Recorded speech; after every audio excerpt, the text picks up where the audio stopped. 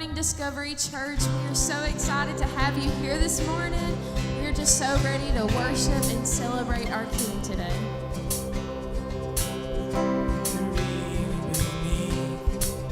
My shame, who could carry that kind of weight? It was my turn till I met you. I was breathing but not alive. All my failures I tried to hide. It was my turn till I met you. You called my name and I ran out of that grave, out of the darkness into your glorious day. You called my name and I ran out of that grave, out of the darkness into your glorious day.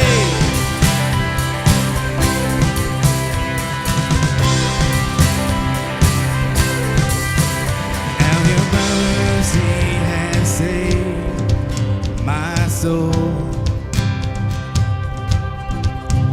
Now your freedom is all that I know.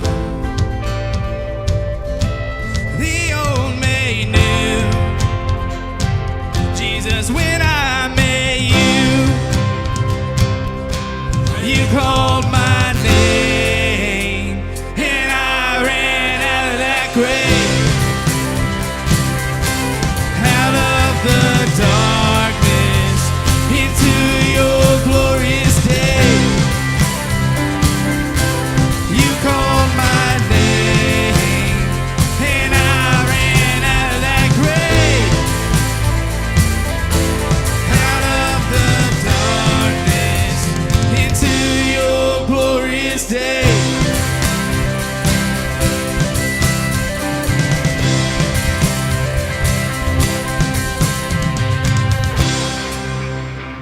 Come on, guys, get ready to sing. We all need rescue. He is here waiting to rescue you. I needed rescue, my sin was heavy, but chains break at the weight of your glory. I needed shelter, I was an orphan, now you call me a citizen of heaven.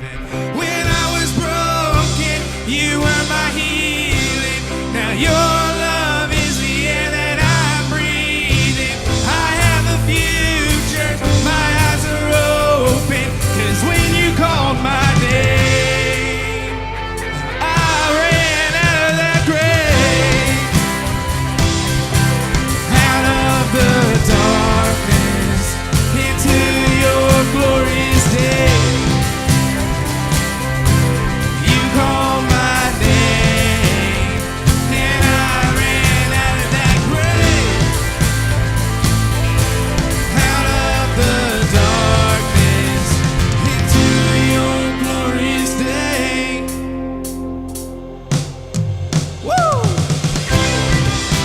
Give it up for Jesus. I'm just so glad that we are rescued and we get to be in the glorious day no matter what.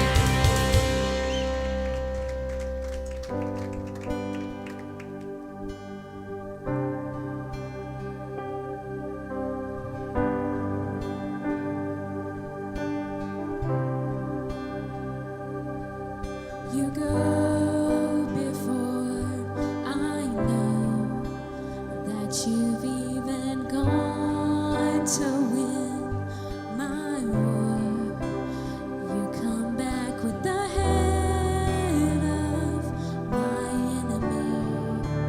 You come back and you call it my victory.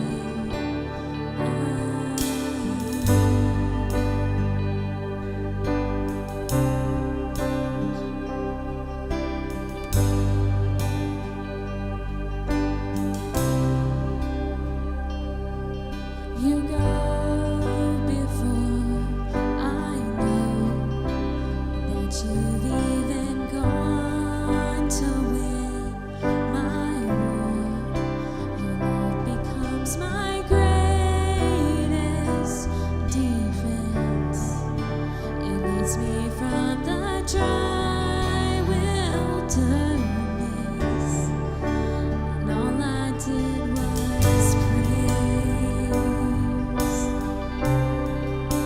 All I did was worship.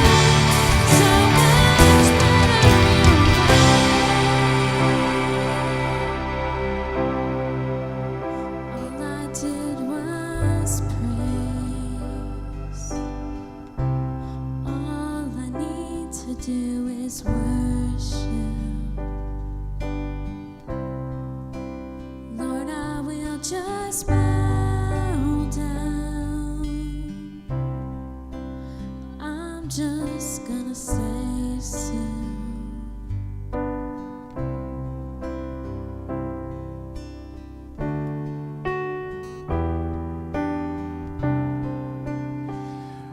Man, what a morning already, guys. Just a great time. I'm so proud of these people back here, man. God has given us such a great team with energy and people who love the Lord more than they love what they do. And it's just so much fun. It's just awesome. Happy Mother's Day to you guys, all you moms. I know Mother's Day is not an easy day for everybody. It's a tough day for people. And all these holidays come around and we celebrate and we enjoy. I want to just encourage you to enjoy life. Enjoy right now. If your mom's still around, you need to call her yesterday. You need to tell her how much you love her. Even when she aggravates you, you need to tell her you love her. Mine aggravates me a lot, but I love her very dearly. You know, I think that for me, over the past few weeks, at least, maybe months, I've been hiding a lot. And some of you felt the distance. Some of you felt like, what's wrong with Pastor? What's his problem? What's going on? Most of you know my issues and what's happening because we're a very transparent church. And hiding is something, playing hide and seek with God anyway is kind of a moot point because he's everywhere you are at the same time. And so many times I think God is saying to us, and the next song we're about to do is called Out of Hiding. And the song kind of wrecks me because it's about Jesus saying to us, hey, you come out of hiding, you're safe here with me. And it's kind of a song, it's not like you can hide from Jesus anyway, but we think we can. But if he were able, and he is through his word in so many ways, even through thought and song and music, say to us, it's okay, you come here, be with me. I'm as close as a whisper. There's a line in the song that talks about, unhindered or a hindered love. And it's kind of a hard line to understand, but what it actually means is, I think, this is my interpretation anyway, is that even when I feel like God is aloof and way off somewhere and he's not right here close, and you read the Psalms, David felt the same thing over and over again. Why have you forsaken me? Why have you left me? Why are you asleep? Wake up, God, I need you, and on and on and on. And feeling all of that stuff, David felt like God was at a distance. But then he would always come back and say, but you are the one who reigns on high. You are the mighty God. You are the great King. And I think that's what we do. And so when that song says, oh, as you run, what hindered love will only become part of your story. So the times that I have felt God is aloof in a way, and in those dark, dark times in my heart, in my life, he's never gone anywhere. And he's saying that even in those moments, those times are going to become part of a greater story that I'm working in you. If I just give him time, be patient with him, because he's certainly patient with me. I love you guys.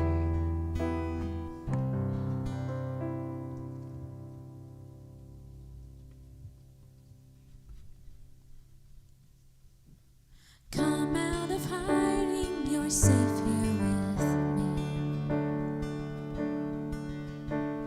There's no need to cover what I already see.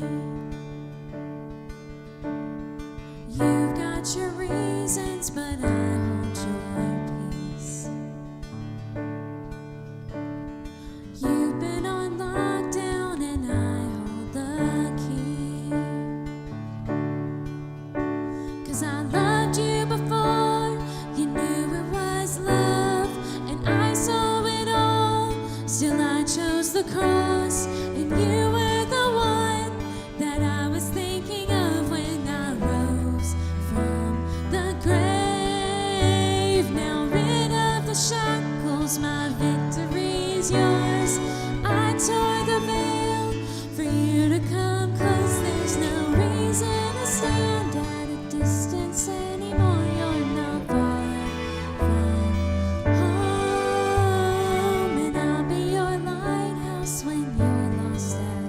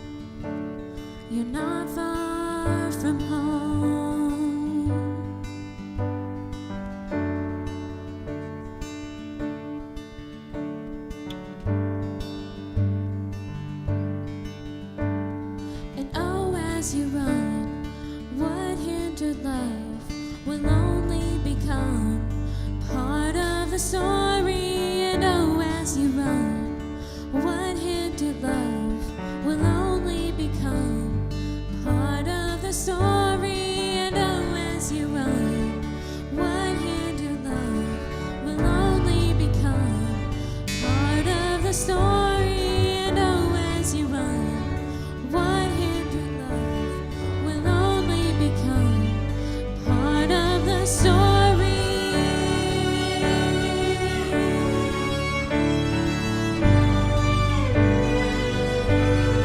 Baby, you're almost home now.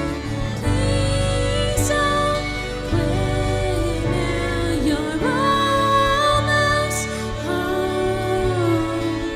to me. Baby, you're almost home now. Please don't quit now. You're almost home to me. Baby, you're almost home now. Please don't quit now.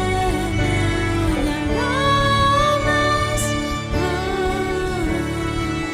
to me.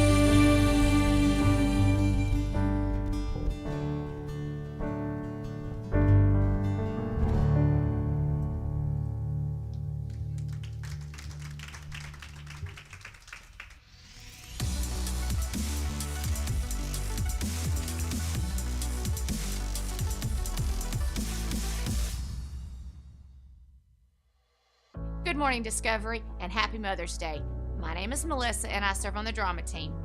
Whether you're joining us online or in person, we're so excited to have you here as we continue our message series, Pre-Decide. This Saturday, May 14th, there will be a ladies' game night right here at Discovery. If you have any questions, please contact Molly Lauterbach. Also, Sunday, May 15th, there will be a mandatory small group meeting at 5:30 here at Discovery for anyone who is interested in leading a small group for the upcoming summer semester. If you have any questions regarding small group, please contact Montana Wallace. There will be no Step 2 for Impact today due to Mother's Day. Please go and enjoy time with your families.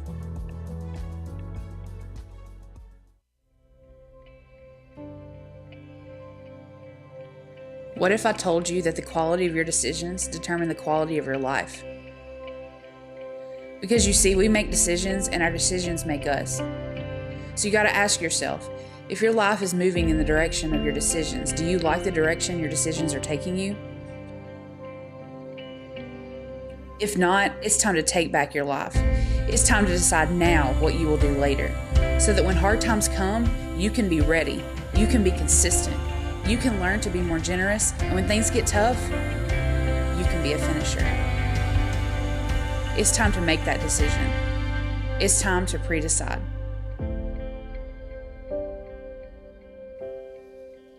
Well, good morning, church. Morning. Oh, it's that early service grunge voice morning, right? Morning. Oh, man, I love you guys, man. It's so good to be in the house with you guys, and it's also good to be with you folks who are online with us this morning. Just want to look into the camera and say good morning to you. Welcome to our service. We're glad you're a part of us. Come on, y'all. Let's make them feel welcome. Will y'all do that? Come on. You guys are amazing. Thank you.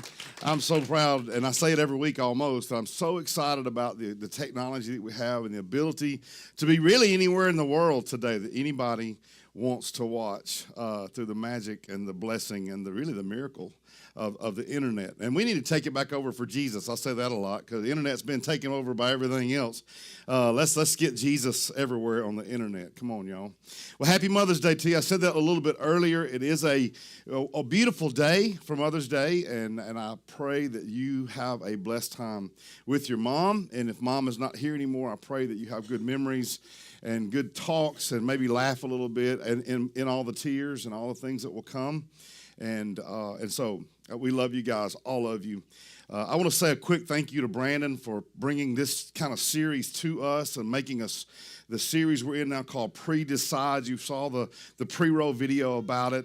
And really bringing a great message last week to introduce the whole thing. He's my boy, but I'm going to brag on him anyway, and it's all right. I'm proud of him. I appreciate him for what he's doing, and really just doing. If you notice, he starts over here and he plays guitar and he can play piano, and now first Sunday ever he's played bass guitar today. Come on now, that was awesome. That was awesome. It was fun, and I appreciate that. And so many of us. This is a get-to church. We don't serve because we got to. We serve because we get to.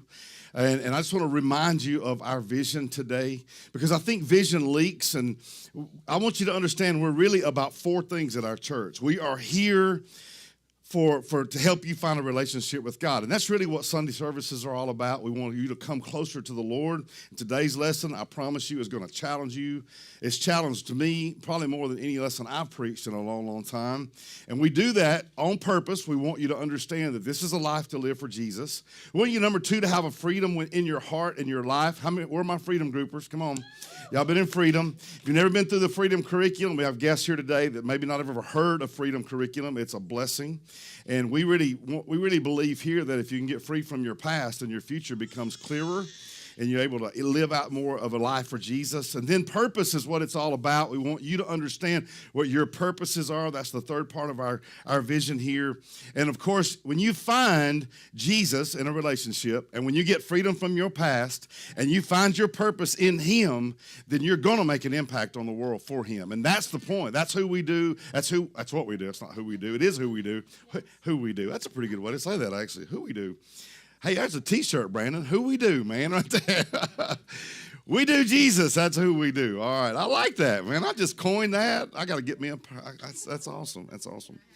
But we're talking about the power of decisions. And every decision, you are who you are right now in every aspect of your life because you at some point in your past made a decision or a choice.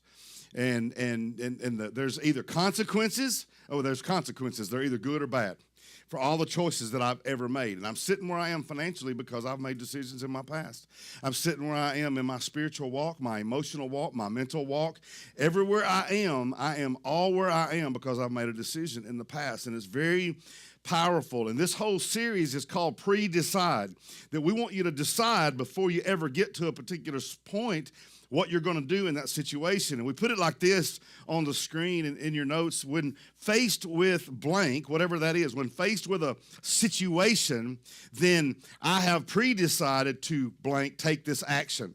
Whatever that action is, before I get to the back seat of the car with the girl I love or the guy I love, and I'm in the heat of passion, it's not the time to pray then. It's time to pre-decide before you get there so that you don't get there. Is that what y'all see what we're kind of saying here?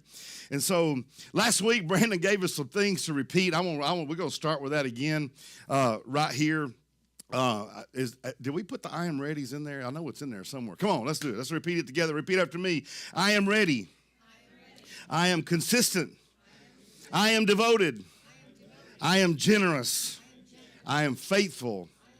And I am a finisher. See, with that finisher thing, man, I think I'm bringing that lesson. That's one thing that's tough for me. I'm a dreamer, and I dream a lot of stuff, and I get it all out there, and I think this is going to be awesome. I expect y'all to help me finish it, okay? It's hard for me to finish things. I dream a lot, and I start a project, and I get halfway through, and I think of another project, and I'm doing this one over here and forgot that one over there. Y'all ever do that? Anyway, we're going to finish in our walk with the Lord. You see, decisions won't be based on what feels good in the moment, but on what you want to be for the rest of your life. When we make those kind of decisions, it's not in the moment. And Brandon reminded us last week, and we're kind of in a review here, that when our values are clear, our decisions are easier. When you value what you value, then you clearly are going to make a decision based upon what you value. And I am too. We all do that. So today's message is called Overcoming Temptation. Anybody ever have a temptation? If you're not raising your hand, that is a temptation. No, you're just wrong, or you're superhuman or something. I don't know. It started really early for me. Temptation did. Have you ever done something you regretted? I got both hands up on that one, and we all can do that. And so this idea of watching and praying so that you don't enter into temptation is said like this in Matthew chapter 26:41. In 1 Corinthians 16:13. Be on guard, stand firm in the faith, be courageous, and be strong. all those B's there, those be guarded, ready, ready, ready. It said this way. Jesus said this to the disciples, watch and pray so that you don't fall into temptation. And the spirit is willing, but the flesh is weak. And you remember the context of that is when the disciples, he told them, stay awake for a little time. Stay a little time. I'm going to go over here and pray. And he came back and they were sleeping. And I don't know about you, but man, the flesh fights the spirit all the time. And when that happens, a lot of times if I don't pre-decide, the flesh wins over my spirit a lot of times. And that's the kind of thing we really want to kind of be ready for. Well, why prepare? Why do we want to get ready? Why do we want to get ready? If you guys in the house are taking notes, man, we're going to fill in some blanks today. Hope you got your worship guide and you're out and ready to go with that. And the first reason why we want to make sure that we're ready is the devil is coming for you. There's no doubt about it. The devil is after you. And Paul said it this way in 2 Corinthians 2:9. He said, I wrote to you so that Satan will not outsmart us. It's not a matter of not whether he's coming or not. It's a matter of whether or not he's going to you're going to let him outsmart us. For he said, we are familiar with his evil schemes. Everybody circle the word schemes in that text. The word schemes, it's like the devil's not just waking up in the morning and going, I don't know what I'm going to do today. I don't know how I'm going to get Keith today. He's scheming. He's making plans for how he's coming after me. And so I have to be ready, because if he has a planned attack and I have an unplanned defense, or I have a non-pre-deciding attitude, then he's going to win almost every time. Because number two, you are not as strong as you think you are. And we all tend to believe that we can resist temptation easier than we really can. It's just the word says this. So if you think you are standing firm, be careful that you do not fall. And studies show that we overestimate our ability to resist temptations, and we'll almost walk into situations knowing that when we walk into it, we're going to be tempted, thinking it won't happen to me. Not this time. It's not going to happen to me again. I can go there on my computer and know it's not going to happen to me again. It happened maybe that, but it's not going to happen again. And we tend to be able to think in our mind that we can resist easily, when the truth is that resistance is work. It's always work. You remember we talked about this in the marriage part of our messages back in February. We talked about the idea of paddling upstream in a canoe. It takes work to do that. You can do it if you work together in a marriage, but in your life with this whole temptation thing, resistance takes tons of energy. Have you ever noticed that when you win in one temptation, that you have to battle harder in another temptation? Have you ever noticed that? If you ever get one figured out, there's always another one to step up. So if you go to work and you fight temptation to yell at people, and you fight the temptation to be that guy or that girl or whatever, at work, you might come home and have a harder time resisting that at home. You may yell at your kids or yell at your family or whatever. Sometimes that kind of works that way. You spend energy not getting mad at your children, and that's working out great, but you take it out on your spouse. And I'm reminded of an Andy Griffith show illustration. It just came to my mind about the couple that couldn't get along, and Andy tried to fix them, and he got them working really good together, but they hated everybody around them. They got so ugly that they fixed it. They made them get mad at each other again so they'd be nice to everybody in town. And that's kind of the way temptation works. Is we get one figured out, the devil doesn't care that you got that one figured out, because he's got another one waiting on you.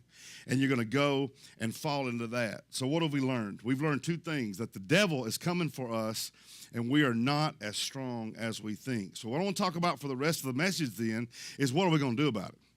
What do we do about it? And let me tell you guys something. Standing in this position, you guys kind of get the idea that the person standing here has got all of it figured out. That's why they're standing here, to tell you what to do.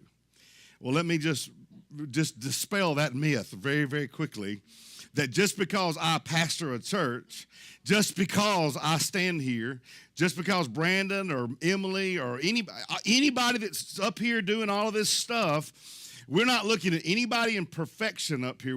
Or back there or anywhere serving in our church, if they're at hospitality or whatever they're doing, children's ministry. We are all human. So let's just get that out of the way, right? We're all going to fall. We're all going to be tempted. And so I give you a break. You give me a break. God gives us ultimate grace, and we have to give each other the same kind of thing. As a matter of fact, I'll tell you this. I have a harder time giving myself grace than I do giving you grace. I will forgive you a lot quicker than I'll forgive me. And I think we all kind of have that easiness. And so this next three things we're going to talk about are three ways really to kind of thwart or to get at the devil's scheme. And all of them begin with the word pre-decide. And the first one is we have to pre-decide to move the line. Move the line. And y'all know what line I'm talking about, right? The world says that it's okay to do this. So we as Christians say, well, I can't go there. I got to back up before the world and maybe start out here. The world can do this, so maybe I can do this. Now, the line may be like right here between us. The world's already crossed the line. But when we look at, if the world is our standard, here's what's going to happen. Every year that I've lived, the world drops its standard a little bit more. Brother, you and I were talking about out front, there are actually churches that are debating the idea of whether or not people can abort unborn children. By the way, we have one here for the first time today, a little one. Tell me her name. Evelyn. I like that name, Evelyn. Evelyn's here for the first time today. We got little babies all over. We got Miss Lucy back here and all these little, y'all see these children worshiping the Lord? It just blesses my heart every week when they do that kind of stuff. For kids, we don't understand that the world says that it's okay to kill little children before they're born. And now we've got churches that are wondering, is that okay or not? You don't believe it's true, look at the news. I don't watch the news, but I get told these things, so I'm assuming this is true. And the idea is that if the world's stepping away and we keep trying to be as close to the world as we can, then we're only changing our line toward the world. And what we're asking us to do today is, listen to me, come on, don't lose this. The world's line might be here, the devil's line might be here, the wrong might be here, or the wrong might be at this point. And we need to put distance between us and what the world is saying is real or good or right. We don't need to be trying to figure out how close we can get to the line. It's funny, we don't do this in any other area of our life. Every night before I go to sleep, I put my phone on a little stand and it charges my phone so that the next morning my phone is at 100%. I want to start my day on my phone at 100%. And those times when I've got it off that stand just enough to where it didn't charge and I started my day on 5% or no percent, then I know I'm in trouble. Nobody starts off the day and goes, I think I'm going to start with my phone at 5%. And we don't do that on purpose. We want it 100%. We don't get in our car and say, we're going on a long trip. Well, let's just put a half a gallon of gas in there. It costs us $15, but whatever. But we don't do that. We fill the tank up because we know we have a distance to go. And we don't do any of this close to the line stuff except when it comes to temptation. We say, well, if the world says that's okay, then surely this is okay for me. The Bible says this, run. Everybody say run. Run. If you have to physically run, we're going to have an illustration of that later. Run from anything that stimulates youthful lusts. Don't wait till the lust is given in to death. When it starts to stimulate those youthful lusts in you, run. Run. And he says, instead, pursue righteous living, faithfulness, love, and peace. So God doesn't just leave us with an emptiness of, I don't do anything. He says, don't do anything. Take that and run from that, but run to this. God is saying, if you'll run to what I'm asking you to do, then your life is going to be fulfilled the way it is. And you know what that's like. When you've beat temptation, when you've actually done it right, when you've said no, and you've walked away, and you've created distance in between you and that temptation, you prance a little higher for God. Now, don't get too caught up in yourself because it's the Spirit that's doing that for you. But I want you to understand that it feels good and right and enjoyable when we flex our spiritual muscle and we get it right. We get it right because y'all know we get it wrong plenty, correct? And so we want to make sure that we do that. Put some distance between. Number two, you got to pre-decide to magnify the cost. Magnify the cost. Ask this question. If I do blank, you fill in the blank. If I go through with this, what I'm being tempted to do, how is that going to affect my spouse? How is that going to affect my church? What is it going to cost me if I get caught? if I get caught. What is it going to, and you will get caught because the word says this, if you fail to keep my word, then you will have sinned against the Lord, and you may be sure that your sin will find you out. It will hunt you down like a dog, and it will bite you at some point. And I know you're thinking, man, I've been doing this a long time, and nobody knows. But it's coming. It's coming. And so why not pre-decide to say, you know what, I'm going to magnify the cost. If I betray my vows, I'm compromising my integrity with my spouse. If I betray what God's called me to do, then I've lost trust. I've lost the respect of my children. I've lost trust with my church. It's cost me thousands of people's lives of influence. Think about the people that you won't influence for Christ if you continue doing or giving in to the temptation that's being put before you. And guys, listen, we go back. We're still all human. We give in. But what I'm talking about is you have to count the cost before you do that. 5 minutes of sin can wreck your life if you're caught sometimes. And we know that to be true. Don't you love that point in your life when you got caught? You remember that point when somebody was there and you were doing what you weren't supposed to be doing, and they go, I got you. And immediately, we're not little kids. I didn't mean to do it. I didn't really mean it that way. We almost crawl backwards trying to lie our way. It's just almost like the lies just automatically flow out of our mouth. And we try to justify and rationalize and so on, understanding when you get caught, if you mess up, fess up. That's kind of what to do about it. But you got to pre-decide. If you pre-decide that the cost is so big, then you're probably not going to do that. And I've challenged so many people and myself. I have to think, as a pastor, I have to think, what is this going to cost me if I give in to this temptation and get caught doing it? And so we have to magnify the cost. Because here's the deal. The devil's going to attack, and when he does, we have to be ready. You got to be ready. And number 3, you got to pre-decide your plan of escape. Plan your escape. So we've talked about moving the line, putting ourselves some distance between us and the temptation. Does that one frustrate you a little bit? Because you kind of like being close to your temptation, don't you? We move the line. We distance ourselves. We count the cost. We ask ourselves, what is this going to cost us? And then we have to have in place a plan of how we're going to get out of it when the temptation comes. I didn't say if it comes. I'm saying when it comes. We have this idea of an escape. And in the scriptures, there's a story in the book of Genesis about a guy named Joseph. And as far as I know, I don't know of any ulterior motive that Joseph ever had for doing right except that he loved God. If you read his story, there was never, Joseph, if you love God, you're going to be second command of Pharaoh. Well, he didn't know that when he was doing right. He had no idea what was coming next. And bless his heart, what came after, and on and on and on. He sold into slavery, and then he's put in charge of Potiphar's house. And this is kind of where we're going to camp for a little bit. And this idea where he's in charge of this rich man's house, and apparently he left a lot. He was left alone at home with this man's wife, who was a very beautiful woman.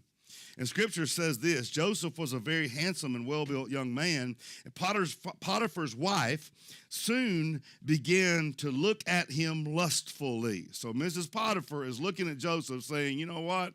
I want that young man sexually. And so she says, come and sleep with me. She demanded. And it would have been a simple, easy thing for Joseph to give into. He's all alone. The master's gone. No one would find out. She's a beautiful woman. He's young. He's single. She made the move. Joseph could even look at God and say, Lord, you made women super beautiful. I mean, this is one of those, I want this woman. This is your fault, God. What's going on? He can start the blame game. And God, this is your fault. You've made me a slave to loving women, and this one's beautiful. She's coming on to me day after day after day after day. He had all kinds of reasons to give in. But let me tell you something. Too many of us use our disappointments to justify our disobedience. Well, Lord, you put me in this situation. You let my wife die 2 years ago. You let that happen to me. And I'm in this situation, and I'm disappointed in you, God, and I don't get it. And I could use that excuse to give in to about whatever I wanted to, and probably most people wouldn't even blink at blaming me for it. Not in our culture anyway. God calls us to understand that even in our disappointments, it's very difficult. Well, my spouse isn't meeting my needs. She got to go. He got to go. Got to get them out of my life. You know, by the way, that is a two-way street. Before I go too far, if you're married to someone and you're not meeting their sexual needs, guess what's going to happen? The devil's going to know it. The devil's going to know it. I can't tell you how many brothers come to me and tell me that their wives are frigid and cold and will not give any attention to them at all in this area of their life. And I'm just telling you, do not tempt men in this area, ladies. If you're having some problems, by the way, there's some people have physiological issues going on that they need to help fix to be able to make that a better part of their life. Sometimes there's a very good reason for that to happen. This is not a message about sexuality. This is a message about temptation. But here's the deal.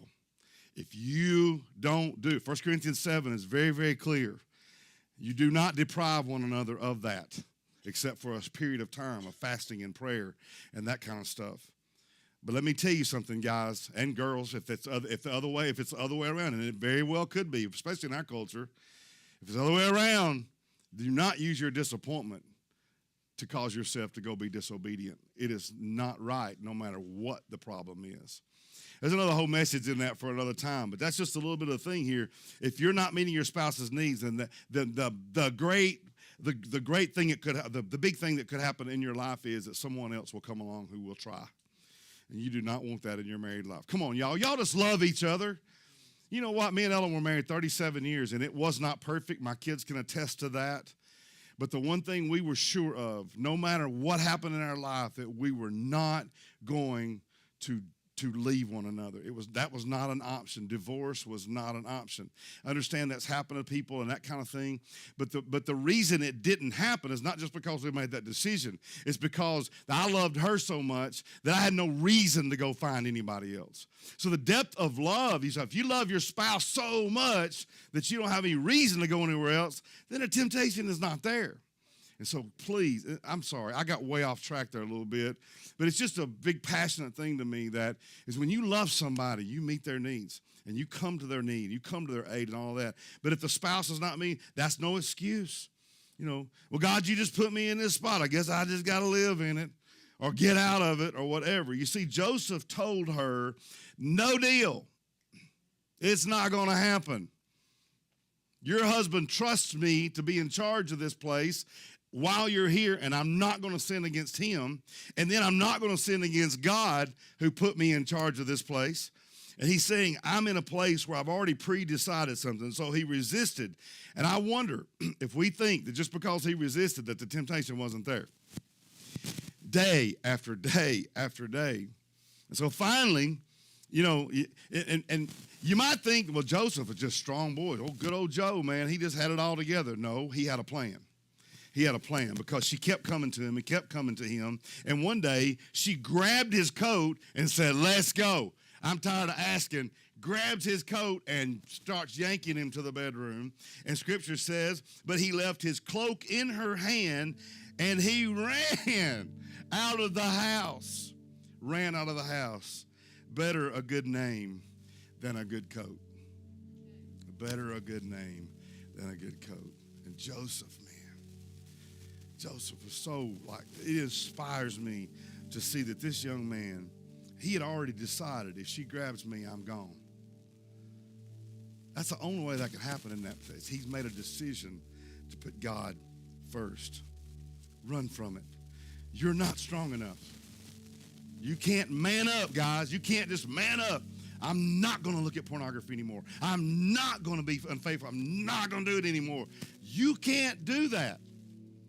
It doesn't work that way.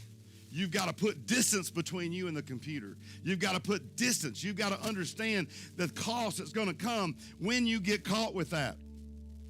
You got to understand the plan of escape doesn't start after you click into Google what you want to look at. That's not when it starts. You're done at that point. And I'm just saying to our guys and our girls, all of you, whatever temptation is right there. Run. No one plans to mess up.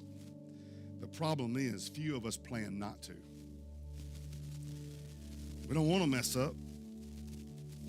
I've had people say, I don't know how this happened. I don't know. I mean, I wound up in this affair, and I don't know how it happened. Man, I don't know how I got on drugs. I just don't understand it. I'm so hooked, and it's an addiction now, and I have a problem. I don't know why, but I just can't quit yelling at my family. My wife just drives me crazy. My husband just drives me crazy. My kids are driving me nuts. My parents are just ignorant. I don't understand how they can't understand that they're just not very smart. We go through all of these thought processes and stuff, and it makes us vulnerable to the devil just walking in and making us being disobedient to our parents and to our spouses and to our children and to our church and on and on. Let's be clear. The devil is going to attack. You're not as strong as you think you are. Move the line, magnify the cost, and have a plan to escape.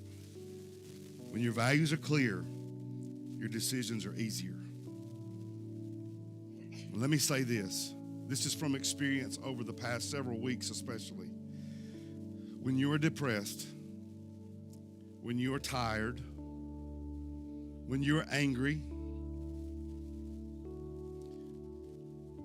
when you're in those places, you're more vulnerable. When you're emotional, y'all know you have a very emotional pastor, very passionate about a lot of things. And I'll just be honest, I've allowed my emotions over the past few months especially to put distance between me and my worship team, because I walk in here on Wednesday nights and my attitude has not been the best. If some little thing don't work out, I get all tore up. I don't know if y'all remember it, but last Wednesday night, a couple Wednesday nights, that happened, and y'all, I handled it like a pro. I walked out thinking I defeated. It's almost like I had a workout and it was successful. And I'm sorry for that. But depression, I can blame it. I'm not blaming it on depression. I'm saying I let myself get into a place where I was so down, it made me physically sick. Physically sick. I'm sorry. And all I can do is try to do better in the future. But don't let yourself get so down and so discouraged and so without talking to somebody and letting them know. And thank God I've got a family like I have and a church family like I have and pastor friends and just on and on and on. I am so blessed. I'm so blessed. And I'm so glad to have that. Decisions won't be based on the emotions in the moment, but on the values that God placed on your heart. And here's how he said it in Proverbs 7:2-3, and I'll end with this. Obey my commands and live. Guard my instructions as you guard with your own eyes. Tie them on your fingers as a reminder and write them deep within your heart. The more of God's word, the more of God, the more of experience, the more worship. When you get disconnected from here and pull yourself away from the vine, you're going to die. And we're not the only part of the vine, by the way. There's plenty of places you can connect to. But I'm just saying, when you walk away from your Christian brothers and sisters, you put yourself in a vulnerable position. And you don't need to do that. And sometimes you can't help it. But even if you're disconnected and you can't help it, come on now. You got to work harder on being connected. God is saying you got to work harder to be connected to me. Connected to me. Write it on your heart. Put it there. Put it there. Father God, this morning I thank you for this message.